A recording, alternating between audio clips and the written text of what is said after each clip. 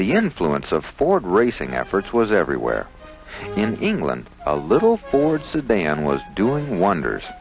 The Ford Lotus Cortina racked up nearly 1,000 sedan racing victories around the world, setting a record that has never been equaled.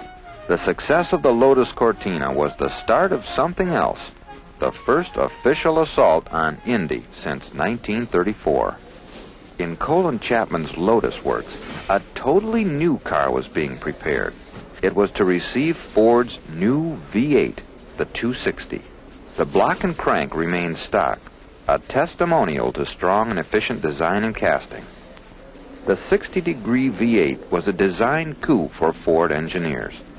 Fitted with fuel injection and dual overhead cams, the engine was then placed in the rear of the car, one of the first rear-engined racers at Indy.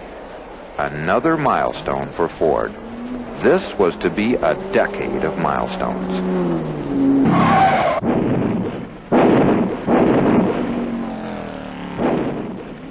Road course stockers were getting very popular on the West Coast as soon as everyone got the hang of it.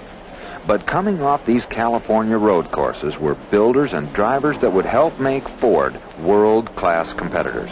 Some boys called Dan and Pete and Carroll.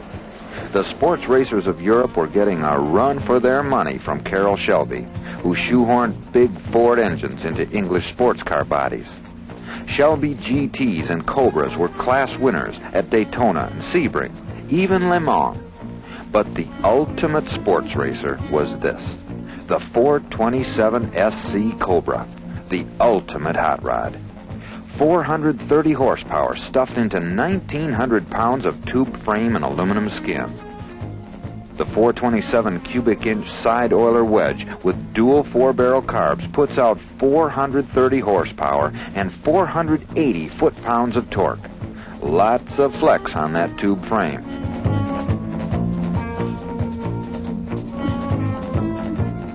A cockpit full of instruments measures everything from oil capacity to rear differential temperature.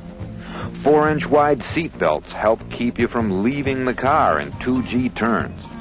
Primarily designed as a sports racer, the Cobra is still one of the most beautiful cars ever built. Most racers saw it from here, with 0 to 60 acceleration of 2.8 seconds and a top end of nearly 170. Most people never did get a good look at it.